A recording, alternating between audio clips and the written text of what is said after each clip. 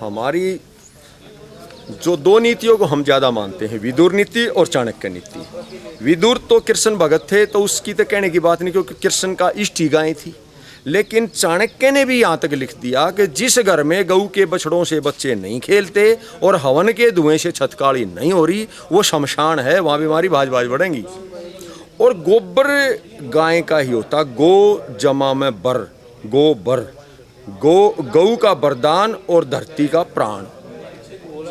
भैंस का तो चौथ होता है, गोबर गाय का ही होता है, सीधा गोबर तो गाय का ही होता है। और उस गाय के गोबर से मतलब जिसका मल भी इतना पवित्र है, जिससे हम साड़ लीप के जिसे ब्राह्मण को पंडित को हम भोजन खिलाते थे, वो पवित्र हो जाती थी जगह, तो उसके मल में भी इतनी पवित्रता है, तो उसका तो व्याख्यान और उसकी हम क्या चर्चा कर सकते हैं। वो तो एक मतलब हम मतलब उसकी तो पूरी कह ही नहीं सकते, क्योंकि गौ माँ है। और उपमा उसकी देना हमें एक मतलब नहीं दे सकते, क्योंकि उपमा भी माँ से ही निकली है। तो उपमा हम क्या देंगे गाय की? गाय तो गाय ही है, और जो गाय के सानिध्य में रहता है, जो गाय का पीता है, गोपी है। गोपी का मतलब जो गाय का ही पीता है। एक कई दिन हो गए मेरे पास यहाँ एक ताई आई, वो बोली मैं तो भाई गोली खा खा मर ली। मैंने उसको कहा माँ ताई गौ ले रखी है ना? मैं कहा गोली तो गोली चली जाएगी घर से, एक चीज तो घर में रहेगी, गौली तो गोली जाएंगी ना, तो गोली चलानी पड़ेगी, गऊ नहीं ली तो एक चीज तो रहेगी। सही सही बात। तो गोली तो गोली। अच्छा सत्यवान जी, आपने अभी नंदी की महिमा बताई थी। हाँ जी। तो अभी वैसे तो आपकी समिति काम कर रही है, लेकिन अभी इतना बड़ा लेवल पे नहीं है कि हर कोई नंदी रख सके। लेकिन नंदी की महिमा के बारे में आप कुछ बताने वाले थे, वो बताइए कि किस तरह से किसान का फायदा होता है नंदी मात्र के रखने से।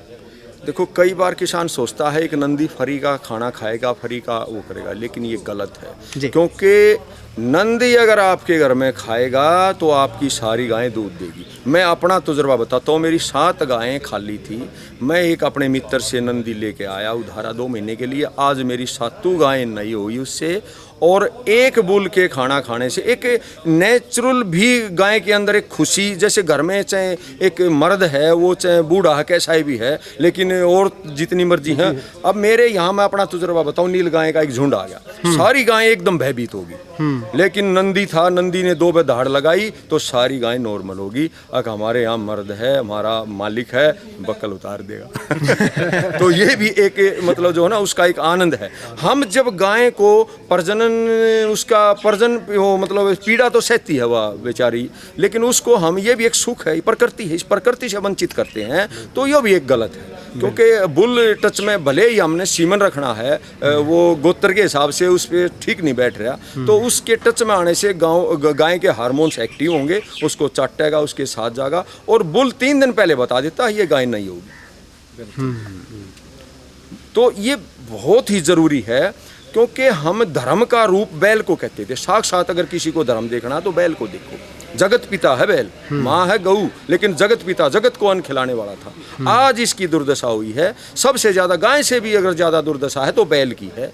मैं कई दिनों के जो गौशाला के अंदर बैठा हुआ था, मैं वहाँ का मेंबर भी हूँ, तो एक 2 महीने का एचएफ का बछड़ा था। ये एचएफ गायें बगैर बच्चे के भी दूध दे देती हैं। एक भाई लेके आया, मैं कहा इसको मारने के लिए लेके आया। अरे इसका खोर में मुंह नहीं जागा, ये पानी नहीं पी सकता, यहाँ 3 दिन में मर पाओगा। उसने फिर चौड़ी छाती का फिर वो चंदा लेने आई गौशाला वालों पे। वो अरे कम से कम नंदी को 1 साल का करके गौशाला में लेके जाओ। चलो तुम नहीं रख सकते तो 1 साल का तो होना चाहिए, वहाँ लड़ झगड़ का अपना जीवन व्यापन तो कर ले कम से कम। किसी राष्ट्र मतलब गौ पालन भी मैं एक राष्ट्र सेवा कहूँगा, क्योंकि किसी राष्ट्र की संस्कृति ही उसकी असली संपत्ति होती है। बहुत सुंदर। क्योंकि जब राष्ट्र किसी कारण से खंडित हो जाए तो वो संस्कृति जीवित है, जुड़ सकता है, लेकिन संस्कृति जाने के बाद में उसको कोई जोड़ नहीं सकता। बहुत सुंदर, बहुत सुंदर। और गऊ की एक कविता से मैं अपना विराम दूंगा अपनी वाणी को जी। गऊ की कोख में स्वामण सोना, दुनिया कहती आई है, मंगल वैद्य ने आयुर्वेद में देखी बात सच्चाई है। गो घृत में सोने का रंग देता साफ दिखाई है, फुर्ती बल और मेधा बुद्धि आवे सुंदरताई है। और गऊ जगत की माई है, पर सत्यानाशी भूल गए, गुण उपकार गौ माता के भारतवासी भूल गए। सबसे उत्तम गौधन होश है, या धनराशि भी भूल गए। गौओं के अभाव से प्रजा भारी कष्ट उठावेगी, अकाल बीमारी और कमजोरी घर घर पैर जमावेगी। गो गैरत बिन घर में जब कोई नारी बच्चा जावेगी, अल्प आयु और निर्बल बच्चा साथ बीमारी आवेगी। कोटो जम के घी का जच्चा गोंद पंजीरी खावेगी, भरम और मूर्छा परदर पीड़ा दिन और रात सतावेगी।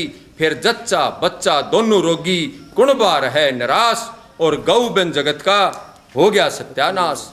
गो दूध और गो घृत बिन कोई रोशनाई ना रहेगी, वीर्य बल और मेधा बुद्धि सुंदर ताई ना रहेगी। देई सुखी फिक्का चेहरा फिर कोई चकनाई ना रहेगी, पाचक अग्नि मंदी हो जा आहार पचाई ना रहेगी। सरस धातु का अक्षय हो जा रक्त सप्लाई ना रहेगी। मिक्सचर गोली और इंजेक्शन फिर कोई दवाई ना रहेगी, हड्डी खाल रह जाएंगी ना रह खून और मांस, और गौ बिन जगत का हो गया सत्यानाश। गो दूध और गो घृत बिन निर्बल प्रजा सारी हो, रज और वीर्य गो घृत बिन सोपन दोष में जारी हो।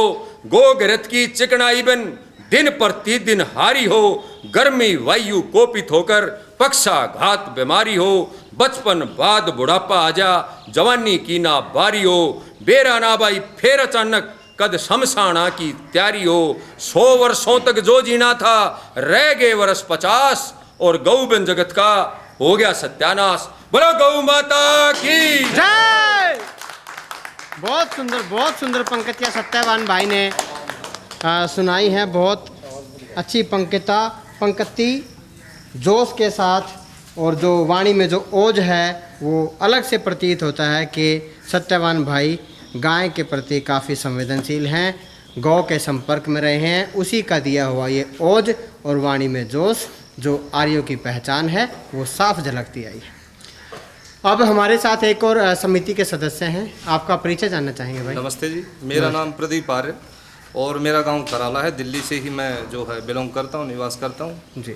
तो मैं 2014 में आर्य समाज के संपर्क में आया जी। तो संपर्क में आने के बाद मैंने स्वामी दयानंद सरस्वती जी की एक पुस्तक पढ़ी, गौ करुणा निधि। तो गौ करुणा निधि में उन्होंने बताया कि एक गाय से कई हजार आदमियों का जो है पेट भर सकता है, लेकिन उसके मांस से सिर्फ कुछ आदमी ही पेट भर सकते हैं। और उसके और बहुत सारे जो दूध के गुण थे, घी के गुण थे, और उसमें बहुत सारा कुछ उन्होंने बताया था। तो उसको देखने के बाद मेरे अंदर भी जागृति आई कि मैं भी क्यों ना गौ पालन करूं। उससे पहले जो था हमारे पास भैंस थी, लेकिन हमने भैंस को दे दिया जी। और उसके बाद मैंने गौ के लिए थोड़ा प्रयास जारी किया। गौ मैं लेने के लिए घूमा, तो काफ़ी कुछ घूमने के बाद मुझे देशी गऊ नहीं मिली और एक क्रॉस ब्रीड मुझे मिली। तो क्रॉस ब्रीड लेने के बाद आर्य विजय जी से मेरा संपर्क हुआ, तो इन्होंने मुझे बताया कि हमने एक क्लब की जो है स्थापना कर रखी है और उसमें जो है देशी गौ सुधार के हिसाब से हम वही सीमन रखते हैं, उन्हीं बुलों के जो प्योर देशी हैं, जिनके रिकॉर्ड अच्छे हैं, और खासकर वो सीमन जो है वो सरकारी जो ये सीमन बैंक है उनसे हैं। तो जी मैंने इनके पास से जो है अपनी जो गौ थी उसको क्रॉस करवाया, मैं क्लब का सदस्य बना और मेरे पास सहदेव नाम से एक जो बुल था, जो साहिवाल का बुल था, उससे एक बछड़ा आया। मुझे बहुत जो ज़्यादा हर्ष हुआ।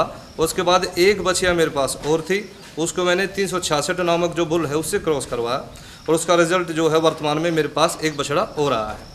इससे क्या है कि हमारे घर में मेरी माताजी को कुछ ऐसे रोग थे जैसे घुटनों का दर्द है या जो है चलते हुए चक्कर आना है, और परिवार में जो छोटे बच्चे हैं उनको बहुत ज़्यादा बीमारियां थी कि थोड़े थोड़े समय में गला खराब हो जाना, जल्दी से बुखार का पकड़ लेना। लेकिन जब से मैंने इस दूध का जो सेवन स्टार्ट करवाया अपने परिवार में, तो इन सभी रोगों का जो है वो क्या नाम है सफाया हो गया। रोगों से हमें जो डॉक्टर के पास पैसा जा रहा था वो पैसा बचा के और हम अपनी गौ की सेवा करने लग गए, और बच्चे भी बड़े प्रसन्न होते हैं और ये भी बताते हैं, ये बोलते हैं कि पिताजी गौ और बढ़ाइए, और हमारे पास जितनी ज़्यादा होंगी हमें उतना ही आनंद आएगा सेवा करने में। और इससे ज़्यादा जो है मैं समय नहीं लेना चाहूँगा। बहुत बहुत धन्यवाद जी। नमस्ते जी, मेरा नाम देवेंद्र है, मैं ईश्वर कॉलोनी बवाना में रहता हूँ। वैसे तो मेरा बचपन से ही एक आदर्श सपना था कि भाई देसी गाय हो, लेकिन 2015 में मैंने हरियाणा देसी गाय से शुरुआत की थी अपनी। मेरे पास हरियाणा देसी गाय लेने के लिए मैं बहुत जगह घूमा, लेकिन जो एक आध गाय मिलती थी वो बिक्री नहीं होती थी। फिर मैंने एक गौशाला से एक गाय अडॉप्ट की हरियाणा से, बहुत बढ़िया। और उस गौ को हीफर लाया था मैं, और आज वो गौ, पहले उसने फर्स्ट कालविंग में दिया था मेरे पास, उसने दूध 10 किलो, सेकंड का उसमें दिया उसने 12 किलो। अब की बार मेरे पास जो संस्था के जरिए हमारे पास हरियाणा का जो देसी का बेस्ट सीमन था, हमारी संस्था ने जो चूज कर रखा था, उससे मुझे एक बहुत अच्छी बछड़ी मिली है गाय से। पिछली बार बछड़ा था देसी। तो जो गाय है वो उसका एक विकल्प मेरे को तो ये सबसे ज़्यादा समझ में आया था कि हम लोग बीमार होके जो अपने पैसे खर्च करते हैं उससे अच्छे बजाय है कि हम अपने स्वास्थ्य के लिए बचाने के लिए पहले ही उस पैसे को इन्वेस्ट कर दें, तो हमारा स्वास्थ्य भी बचा रहेगा, हमारा समय भी बचेगा और हम ज़्यादा ऊर्जा से अच्छा काम कर पाएंगे। गाय से मेरे घर के ही आदमी फिट नहीं रहे हैं। मैंने जिन रिश्तेदारों को घी खिलाया काफ़ी प्रयास करके, वो भी फिट रहे हैं। मेरे 2 रिश्तेदार जो प्रयास करके मैंने उनके वहाँ देसी गायें इस साल कराई थी, उनको खरीदारी गौशाला से उनको अडॉप्ट कराई थी। मैं जितने भी लोग मेरे आसपास के संपर्क में रहते हैं, मैं उनसे यही कोशिश करता हूँ कि वो गौशाला से हमारी क्षेत्रीय नस्ल पे काम करें, क्योंकि जो क्षेत्र है वो उसके वातावरण में एक तो बहुत जल्दी अच्छी तरह ढलती हैं, दूसरा उन गायों का जो दूध की गुणवत्ता है वो बहुत बेहतरीन रहती है, क्योंकि हमारे जो पूर्वज थे उन्होंने श्रेष्ठ नस्लों पे काम किया है। उनके पास चाहे भैंस रही तो उनके पास वो मुर्रा नस्ल की ही भैंस थी जो पूरे वर्ल्ड में फेमस है। और हरियाणा देसी गायें के भी बहुत अच्छे रिकॉर्ड रहे हैं। हरियाणा में कुछ किसानों के पास 20-21 लीटर तक की गायें हैं, लेकिन दूध उसका आज लोगों ने गुण मान लिया कि दूध ज़्यादा है तो गाय अच्छी है। गाय में ओज गाय के दूध से हमें जो ओज मिलता है वो एक बहुत ज़्यादा दूध देने वाली गाय को मेंटेन करना भी मुश्किल होता है और उसमें बीमारियां भी आती हैं। तो मेरा मानना कि हरियाणा गाय यदि 12-14 किलो दूध देने वाली है तो एक परिवार के लिए वो बहुत ही बेहतर विकल्प है।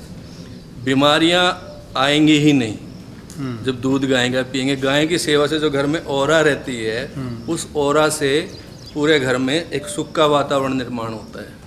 लोग आसपास के लोगों को भी उसका एक अच्छा प्रभाव मिलता है। और संस्कृति को बचाने के लिए जैसे हमारे सत्यवान जी ने बताया था अभी आपको एक कविता के माध्यम से, उसका कोई विकल्प ही नहीं है देसी गाय में। और संस्था क्योंकि हमारे यहाँ आसपास अच्छी किस्म के सांड रखने की अब सुविधा नहीं, क्योंकि यहाँ शहरीकरण हो गया आसपास, और तो इसलिए ये हमारे पास जो विकल्प है सीमन का ये बहुत ही बेहतरीन है। धन्यवाद। चलो बहुत बढ़िया। और इनका जो प्रोफेशन है वो मास्टर जी हैं ये, और मास्टर जी ने एक बहुत सुंदर बात बताई, उसको मैं दोबारा से दोहरा देता हूँ। इन्होंने कहा कि हर व्यक्ति को गौशाला से गाय अडॉप्ट करनी चाहिए। मैं कहता हूँ गौशालाओं में गाय का विकास संभव है ही नहीं। अगर आप गौशाला से गाय लेते हो तो बहुत अच्छी होगी बात, क्योंकि गौशाला में उतनी सेवा नहीं हो पाएगी, इतना उसका देखभाल और संवर्धन नहीं हो पाएगा जितनी किसान के घर में हो सकती है। तो अगर आप लेके आना चाहते हो तो गौशाला से लेके आओ। ज़रूरी नहीं है कि आप 15 लीटर वाली 20 लीटर वाली गाय ही अच्छी होती है। सबसे स्वस्थ गाय मैं अपने अनुभव के आधार पर मानता हूँ 12 से 14 लीटर वाली गाय, 10 से 14 लीटर वाली गाय सबसे स्वस्थ गाय मानी जाती है। और इससे ऊपर गाय की दूध बढ़ता है तो गाय के अंदर कुछ न कुछ बीमारियां आने की संभावनाएं बढ़ जाती हैं। एक और समिति के सदस्य हैं, इनसे भी हम इनका अनुभव जानना चाहेंगे। जी भाई। नमस्कार जी, मैं वीरेंद्र लोचप, गांव उचंदी से। जी। मेरे पास 5 गोवंश अभी। कौन सी नस्ल है भाई? मेरे पास शाहीवाल और गिर है। 2011 में मैंने राजीव दीक्षित जी को सुना था, वहाँ से ही जो है मेरे अंदर जो है ज्योति जली है देसी के प्रति। और मेरे पास पहले HF थी 3-4, वो मैंने सारी बेच दी। उसके बाद काफ़ी समस्याएं आई, लेकिन एक बछड़ी मैं कहीं से मिली बहुत अच्छी गिर नस्ल की, वो मैंने रखी अपने घर पे। आज उसी बछड़ी से मेरे पास 5 गोवंश हैं। उसने मेरे को 4 बछड़ी दी हैं। एक शाहीवाल 366 नंबर बुल की, जो कि ये सेवा में समिति के आधार से मिली है, बहुत ही अच्छा रिजल्ट है। और 2 बछड़ी जीवन गिर नस्ल की। अभी जो है 366 नंबर की बछड़ी दूध दे रही है, 1 महीने की ब्याई हुई होगी, और उसने 12-13 लीटर दूध अभी वो दे रही है। और साथ में एक बात और है कि मैं एक थन बच्चे को पिलाता हूँ। मैं ज़्यादा दूध भी नहीं पिलाता, कोई ब्रीडर नहीं हूँ, हमारे घर में भी आवश्यकता है, लेकिन एक थन में शुरुआत से लेके आखिर तक जब तक वो गाय दूध देती है तब तक मैं उसको वो दूध पिलाता हूँ, जिससे कि अभी तक मेरे का बहुत ही अच्छा रिजल्ट मिल रहा है। दूसरा, हमें जो खिलाने पिलाने की है, आपका चैनल है, विक्की पंसारी जी हैं, रमेश रुपेलिया जी हैं, इनसे हमें बहुत ही अनुभव मिल रहा है। मैं अपनी गायों को आयुर्वेदिक तरीके से ही आंवला, हल्दी, शतावरी, नीम के पत्ते, इस तरीके की चीज़ें खिलाता हूँ, जिससे कि कोई भी समस्या मेरे को अभी नहीं आ रही है। कितने साल से हो आप गाय के संपर्क में? मैं 7 साल से गाय के संपर्क में तो हूँ। 7 साल से आप ये खाना मेंटेन कर रहे हो, गाय के अंदर बीमारियां नहीं आई? नहीं, बिल्कुल नहीं आ रही है जी। दूसरी चीज़ ये है, एक जो सबसे बड़ा अनुभव है, जब हमारे घर में HF थी तो उनको जू, चीचड़, कलीली ये हो जाती थी, और मैंने हर एक तरीके का प्रयोग करके देख लिया। एलोपैथी में साबुन, शैम्पू, इंजेक्शन तक लगवाए, लेकिन जो हमारी ये देसी गोवंश है, इसमें मेरी अपने अनुभव है, मेरी गाय को एक भी चीचड़, कलीली नहीं होती, ना ही मैं कुछ उसका इलाज करता हूँ, ना कुछ ऐसा खिलाता हूँ, प्राकृतिक रूप से नहीं होती। ये सबसे अच्छा अनुभव है मेरा। बाकी जो धारोषण दूध है और जो गाय के घी का, जो हम घी हमारे घर में होता है, उसका तो शब्द ही नहीं है बताने के लिए, वो तो प्रयोग करेंगे तो ही पता चलेगा। अभी हम बहुत अच्छा है, अमृत है, ये सब तो सबको पता है, लेकिन जो पिएगा घी को, उसका ताकत, उसका अनुभव, वो उसी को पता चलेगा। तो देसी गोवंश की बहुत ही अच्छी हमें ज़रूरत है, और इसीलिए हम ये समितियाँ कार्य कर रहे हैं। इससे हमें बहुत ही अच्छी बछड़ी, कुछ मेरी गायों की ये भी है कि हर बार उन्होंने मेरे को बछड़ी दी है, तो अब मेरे पास 1 से 5 होगी। दूसरी चीज़, जो दूध पिलाने का है, शुरुआत में मेरी गाय, जो पहली गाय थी, उस दूध कम था, मैंने कभी भी दूध का लालच नहीं किया, घर वालों को घी नहीं मिला, भाई दूध मिला करता, तो मैंने ये था कि एक समय आएगा जब घी भी होगा। तो आज वो समय आ गया, अब एक गाय और उसकी बछड़ी दूध दे रही है, और हमारे पास घी और दूध भरपूर मात्रा में है, और हम भी दूध नहीं बेचते। मैं 7 एकड़ में अब जैविक कृषि के लिए मैंने गाय पाल रखी है, और हम जैविक कृषि में गाय का होगा, और दूसरा गाय हमारे परिवार की सदस्य है, तो दूध हम नहीं बेचते, गोबर और गोमूत्र का प्रयोग होता है कृषि में। बहुत धन्यवाद। बहुत। अच्छा, ये और बता दीजिए कौन सी फसलें उगाते हैं आप? मैं जी अभी तो मैंने धान लगा रखा है, गेहूँ लगाए हैं, बाकी आगे जो है मेरी सब्जियों की इच्छा है लगाने की। मैं अभी अनुभव मेरे को बिल्कुल नहीं है, अनुभव ले रहा हूँ गाय के संपर्क में और खेती से जुड़ के। धान आपका जैविक है? हाँ, धान अभी जैविक लगा रखा है। कौन सा है? 1509 बासमती। देसी बीजें अभी हमें नहीं मिल रहे, लेकिन अभी मैं बिल्कुल कह रहा हूँ, पहले दूसरे साल से ही शुरुआत है, लेकिन गाय के संपर्क में आ गए, ये कार्य अब शुरू हो गया है। राजीव भाई की वजह से एक मार्गदर्शन मिल गया, अब ये पता कि इधर चलना है, तो अब तो चले ही जाएंगे। शुरुआत में पता ही नहीं था कि क्या करना और क्या नहीं करना। नहीं, आप चल पड़े हो और सही दिशा में आप चले हो, आपकी जो सफलता सुनिश्चित है। नमस्कार, धन्यवाद।